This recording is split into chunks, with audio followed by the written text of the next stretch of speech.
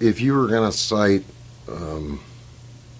one main area that you see in an urban setting, which doesn't set us any different here in New York City from Baltimore or Philadelphia, Harrisburg, Allentown, and so forth, what would that issue be socially that you see that's driving so many kids to drugs? Yeah, I mean, in the end, for me, and this is just, again, wouldn't qualify myself as any type of expert, but just from my life experience, I go back and I believe education's a huge issue. I mean, education opens up so many doors and so many opportunities. If you live in an area that has a failing educational system and you're not getting that basic education, your ability to get a job, your ability to work your way through life is limited that much more. We have our educational system is rated number 36 in the world now, literacy and education. That's overall. We're right above Honduras. This is what I see is these kids don't even know where home is. So with all the issues that they're dealing with in home life, they're going to take to school. They're not able to focus in school. What could be the biggest issue that any community could focus on that you think could make some type of impact in the way of prevention? I've always been a big proponent, not just as far as addiction goes, but crime in general, is attacking the root causes of the crime, of the addiction. When we go into a home, if we're arresting a juvenile for a crime and there's several other juveniles there, to me we need to look into what were the root causes that caused that individual to start engaging in criminal behavior and antisocial behavior, because those same factors are going to impact the other kids that are coming behind them, and we need to get into the home at that point and try and deal with those issues. It's easy to throw your hands up and say, oh, well, it's the city, it's poor people, they don't want to do this, they don't want to do that. But when you deal with people on a one-to-one basis, you see that there's a lot of good people out there that want to make the proper decisions, that want to do the right things, and are just having trouble for one reason or another. So to me, if we spend the money on the front end trying to deal with the root causes of a lot of these issues, we're going to be better off on the back end. There's a group that I'm involved in called Fight Crime Investing Kids, and it's police chiefs and district attorneys from all over the state of Pennsylvania. But our big thing push right now is pre-K education and trying to make sure that kids throughout the state of Pennsylvania have the ability to get that education before they even go to kindergarten, so they're not behind the 8 ball when they get to kindergarten.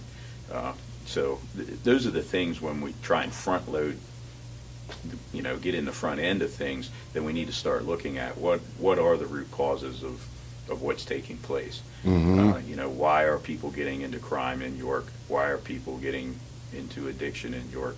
What's causing these issues? And then try and put our social, we have a lot of great services here in York County and York City, but we don't necessarily all work together. We're not all rowing the boat in the same direction, so to speak. We kind of pull against each other. And we have to start working together in addressing those root causes of why crime and addiction is happening. What factor does child abuse play into it? It's another one of those root causes, I believe. When you look at the amount of child abuse, especially sexual child abuse that's taking place, again, not only in the city but throughout the county and our state and our nation, those individuals then they're traumatized, they're impacted for life. We have to make sure that they have the proper services to try and help them through that problem, or all they're going to do is turn to possibly a lifestyle of addiction, possibly crime. I'm not an expert, but there's a lot of studies out there that show that people that are molested as children go on to molest later on in life. So we have to deal with that issue in the very beginning once that trauma occurs, to try and have an impact on that person's behavior later on in life. Mm-hmm. And that's what I've done here with Heroin Project. I want to work on the prevention side. I want to work on the social issues, and I've chosen child abuse and the specific issue you're talking about as what I see as the leading problem to address, to point out, but not only to point out, then these kids need a purpose.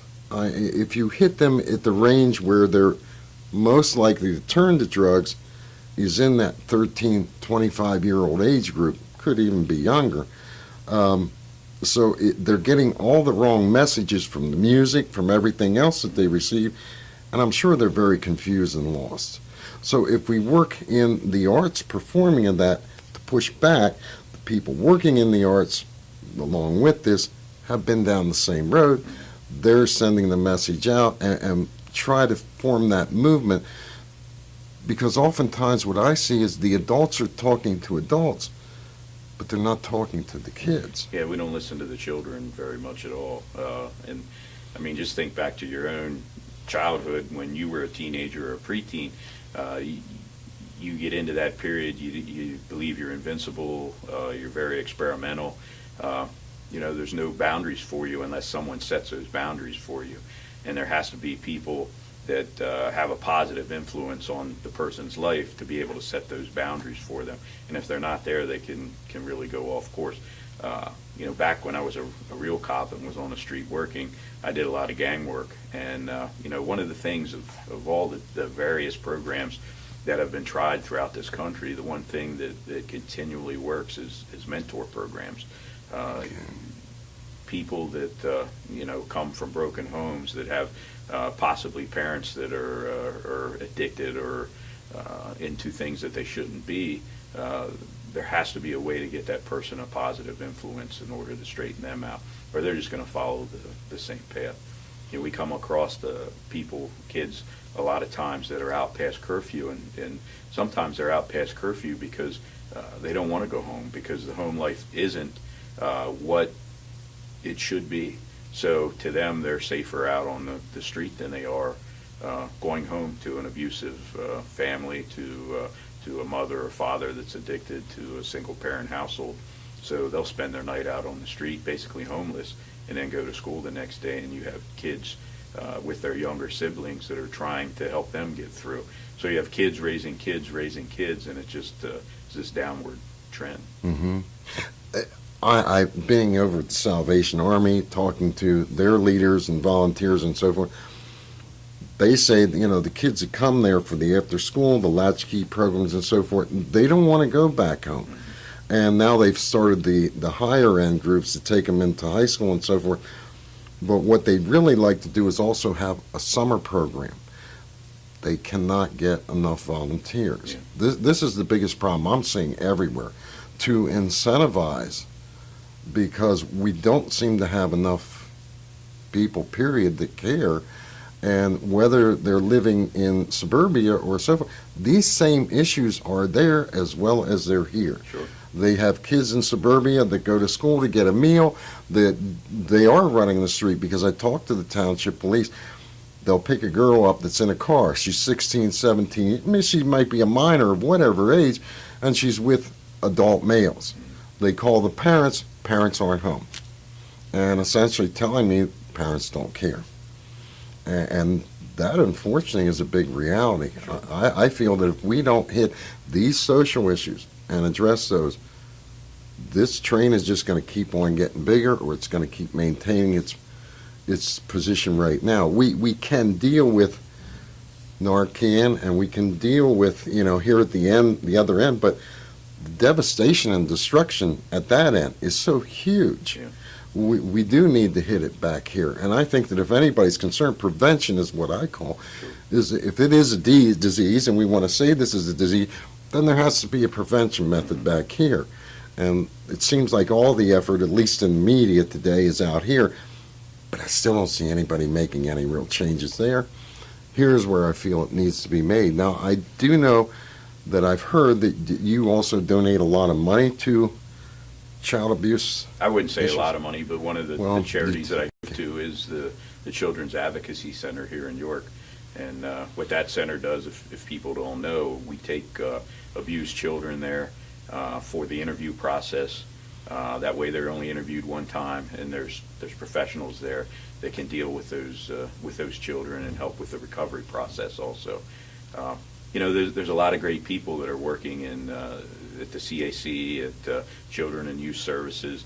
A lot of very underpaid people and overworked people, and that's one of the big issues is the lack of resources in those areas, and it's an important area.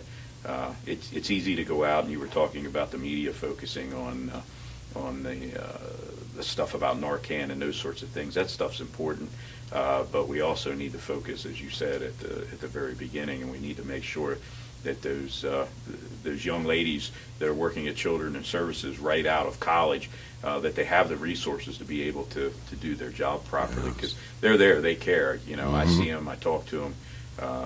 They're very caring people out there that want to do the right thing, but they're overwhelmed and they're overworked, and they need the resources put in place to help them out. If you were going to cite one main area that you see in an urban setting, which doesn't set us any different here in New York City from Baltimore or Philadelphia, Harrisburg, Allentown, and so forth, what would that issue be?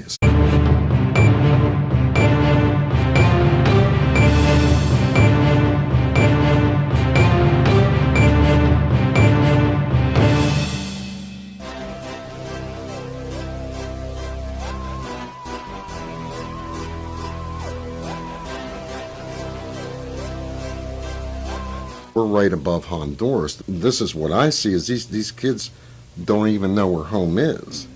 So with all the issues that they're dealing with in home life, they're going to take to school. They're not able to focus in school. What could be the... If you live in an area that has a failing educational system and you're not getting that basic education, your ability to get a job, your ability to work your way through life is limited that much more.